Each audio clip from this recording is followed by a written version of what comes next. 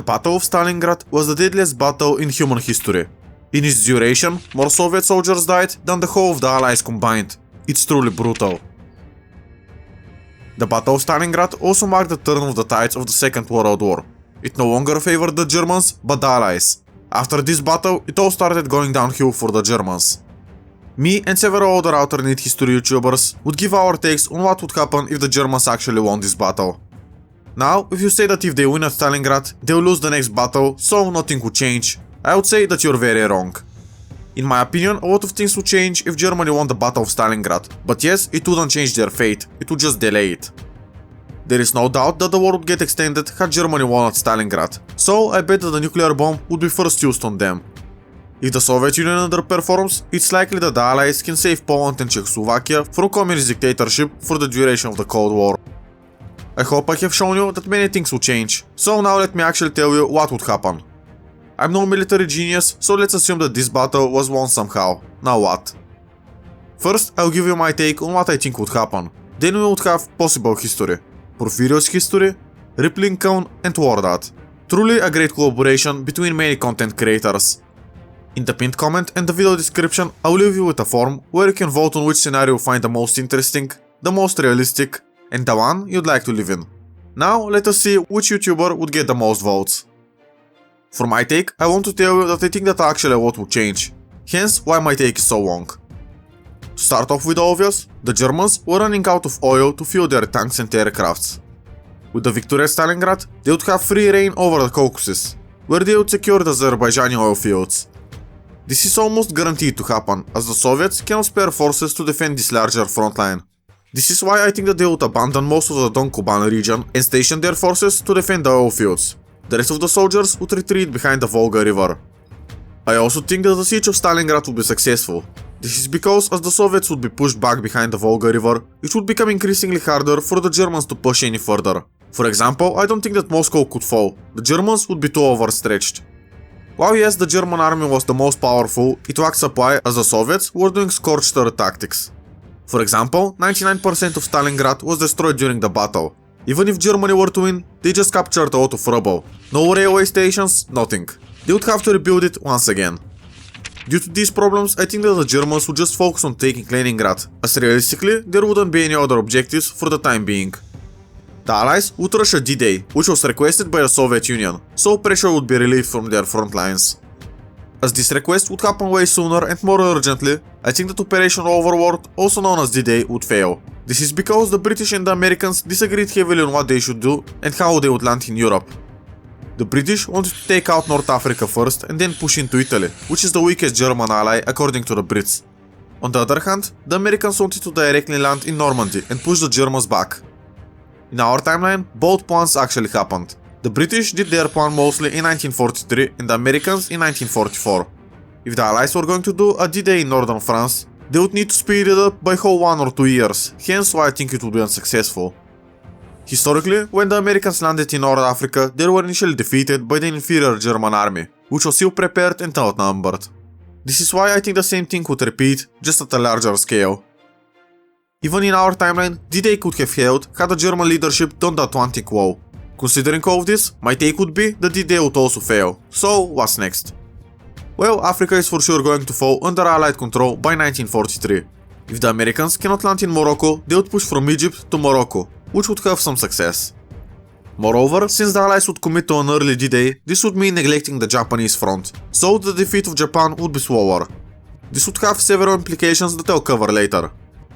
Over in the Soviet Union, the war with them and the Germans would pretty much stalemate in my opinion. The Germans wouldn't have enough supply to take Moscow and push past the Volga River, with the Soviets not having enough industry and manpower to push the Germans out. This can be a repeat of the phony war.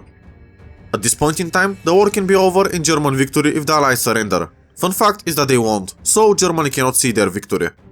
This is because France, Britain and the United States would never surrender, as they have justified their war against the ultra-nationalist Germans. The situation for the Brits, for example, looked hopeless after the fall of France and before the United States joined, yet they didn't surrender. This is why I think that the Allies wouldn't surrender in this timeline as well. As a result, Germany would become the first nation to get hit with a nuclear weapon, so it won't be used against Japan. This would further slow down the capitulation of Japan too. I would say that the Allies would have a lot of success in the Mediterranean in 1945, as they would be able to recapture the islands of Sardinia, Corsica, Sicily and Crete. Out of these islands, a bombing campaign would follow, and a possible landing in the south of Italy. This time the Germans would be able to send more, so it would make the invasion for the Allies harder. If you have seen this propaganda picture, which claims that the Allies would reach Berlin in 1952 with this tempo, you can assume that it is going to be way worse this time.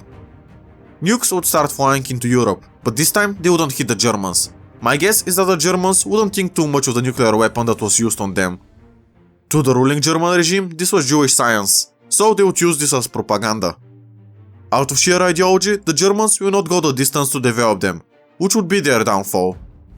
The Soviet Union did their first successful nuclear tests in late 1949, so we can expect that with American support, they would still reach them around this time. If the war drags on for this long, considering that the Allies cannot land in Europe, Soviet nukes could start flying over the continent as well. I said that I think that they won't hit the Germans, because they wouldn't matter. Germany was already getting bombed too much. These nukes would be sent towards Italy and the other German allies in the Balkans. A single nuke dropped on Germany cannot do too much to damage the Germans, but a single nuke dropped on Bulgaria can knock them out of the war. If you fast forward this trend, the Germans cannot push any further and would be bombed without being able to respond.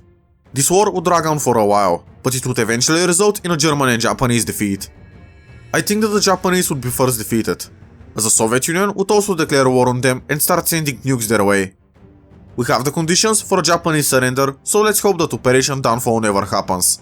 With the Germans appearing to be doing well in Europe, Operation Downfall is possible, but it wouldn't change our scenario. Even if millions of Americans die in Japan, it wouldn't slow down the defeat of the Germans. Germany won't be fought directly, it would be just bombed. The thing is that the Germans would never surrender. The German Führer claimed that the German Empire surrendered too early in the First World War, and that they should have fought for longer. Applying this logic to Germany, they would truly fight up until the bitter end, which actually happened historically. In the Balkans, I would say that my home country of Bulgaria would be the first to switch sides, as they were the least committed to the war, but were getting bombed and maybe even nuked. I think that Bulgaria would capitulate to the Allies, which trend would be followed by every other country. This is because the Soviets were getting pushed deeply into Russia, and they also didn't have any access to the Black Sea. They were even almost pushed out of the continent of Europe, so it doesn't make sense for the Balkans to go communist, as they did historically. Bulgaria would have access to the Aegean Sea, which would be used by the Allies to run in Europe. Greece would soon be liberated due to pushing from Bulgaria, and also Allied landings. Romania would also soon switch sides, as King Michael would activate his coup. Albania would soon be invaded, and Serbia would get liberated. This would all happen very quickly, so the Germans would have a hard time responding. Eventually, the Germans would send forces there so this front doesn't collapse. I think the tactical nukes would be used on Romania, Yugoslavia, the Soviet Union and Italy. This means not dropping bombs on civilian targets, but on military ones, or even on armies themselves. All of these countries I just mentioned would be bombed so heavily that their industry and population would be wiped out completely. The war would eventually turn against the Germans, as they would be bombed so heavily there wouldn't be enough Germans to fight the Americans, Brits and the Soviets. Everything would just break down for the Germans at once in this case, as I don't think that they would have the slow collapse they had in our timeline. This time, while the Soviets are busy reclaiming their homeland, the rest of the Allies would secure Italy, with the help of the Italian King Victor Emmanuel III, the rest of the Balkans and most of France. At this point, the German Führer can die of old age or be assassinated. Germany would surrender without Berlin falling. The peace treaty is where it all changes. The Soviet Union didn't take Berlin. They also didn't take the Balkans and were pushed almost out of Europe, so they're saying the peace treaty is almost ignored. The Balkans would have an allied government, together with Italy and West Germany. Only East Germany and Poland would become Soviet. Stalin would argue that most casualties suffered in the war were actually Soviet ones, so they deserve to get way more. This discussion might not be resolved diplomatically, so Operation Unthinkable is even more possible. If this were to happen, the Americans and the British would win easily against the Soviet Union.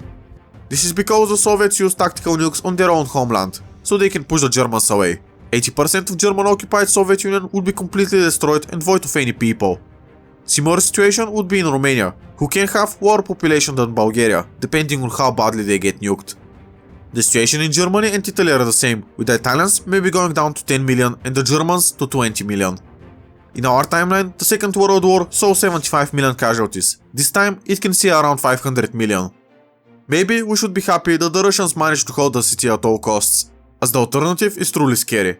But this is my take. Let's see what other YouTubers would have to say about this. So I'm going to play devil's advocate and assume the best case scenario for the Germans. They take Stalingrad, they rout the counterattack army, and they drive down the Caucasus. The big issue here is that there is nothing for Germany to gain. Of course, we have the Baku oil fields, which are pretty awesome, but this is very, very far outside of the comfort zone for the German supply lines. Should they reach the Baku oil fields, future Soviet counteroffensives still threaten the German position significantly. More importantly, in the short term though, Germany's oil situation isn't improved one bit. If the Soviets look likely to lose the fields, they probably blow them up. The Soviets now have less oil, which sucks, but at least they got American Lend-Lease replenishing it. Even if the Soviets don't blow up the oil fields though, the Allies, by now, have complete control over Iran and the Middle East. Germany pushing over the mountains into these regions is completely insane logistically and can never happen. So, constant bombing runs from all sides will continue to barrage the Baku oil fields, preventing Germany from gaining much oil from the region.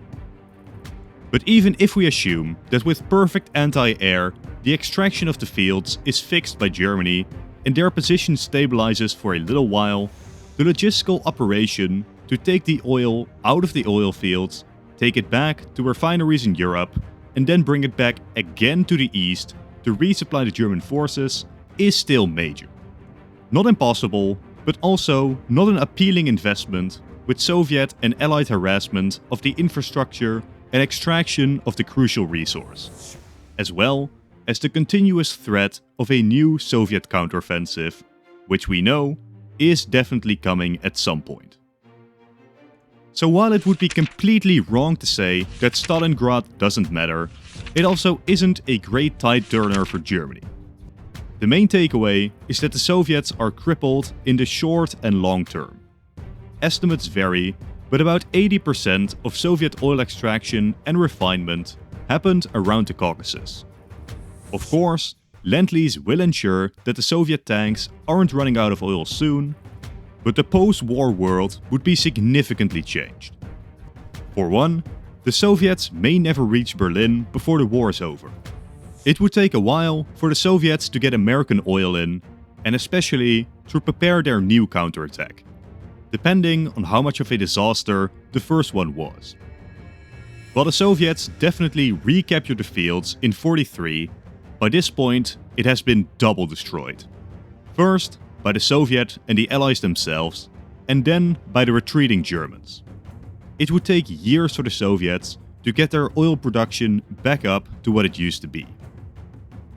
So, by the end of this scenario, what we've mainly done is to create a weaker Soviet Union. Where exactly this manifests on the map is hard to say, but they already were the weaker great power in the Cold War, and this is even more true now. If they don't get Eastern Germany, the lack of pillaging that region's industry would be another major blow to Soviet capabilities post-war. All in all, a German capture of Stalingrad would be a major Western victory. Porphyrios History is a fellow Bulgarian and alternate history YouTuber. We truly share the same struggle of living in Bulgaria. Now let us see what he had to say. The Battle of Stalingrad, hailed by many as the de facto turning point in the Second World War. The casualties of this battle to the death approached 2 million. It displaced almost all of the 400,000 people living in the city and reduced it to a field of rubble. 800,000 German soldiers were wiped out and the 6th Army ceased to exist. Why am I telling you all of this? It's because this is the Battle of Stalingrad. The question we're trying to answer is what would happen if Germany won the Battle of Stalingrad, not some other engagement that we engineer so they easily take the city. So in my scenario, the casualties will be comparable. In that case, even though the 6th Army would still partially exist, the Wehrmacht would have still been gutted. The Third Reich's way of war eventually would have led to a battle in which their relentless assault was met with an equally relentless defense, leading to a defeat they cannot come back from. In this state, the Soviets could have still counterattacked and retaken the city, perhaps employing a similar encirclement maneuver as they did in our history. However, I doubt they will. They would most likely focus on destroying the weak center. We also have to address what would happen to the Caucasus front. Germany had targeted the oil fields of Baku, Grozny and Maikopol. In our timeline, the Soviets trashed the oil fields Germany captured so hard that even the Germans were surprised by how thorough they were. Grozny did not get destroyed in our timeline, and the Wehrmacht got pretty close to it. So maybe if they managed to quickly capture it, it could be of use. But as far as the other ones, Mariupol got destroyed in our timeline, and they will definitely have time to destroy Azerbaijan's oil fields. So in the best case, Germany is left with Grozny's oil fields, which were pretty large. Grozny might have alleviated some immediate supply issues, but it's unclear whether it would have completely fixed Germany's oil problem in the long term. If Germany managed to capture the whole of the Soviet Caucasus, they would have completely shut down the southern land lease, which would have already been largely suppressed by the capture of Stalingrad, which was a major railway hub. However, continuing down and capturing the Middle Eastern oil fields would be a pipe dream. The Axis will still lose Africa, and there will probably be a Soviet offensive, which pushes back the German center, but I doubt it will be as successful as Operation Bagration. There could also be a disastrous, foolish counter-offensive like Kursk. Such counter-offensive could be avoided if before that Italy is attacked, forcing Germany to pull the forces meant for the offensive.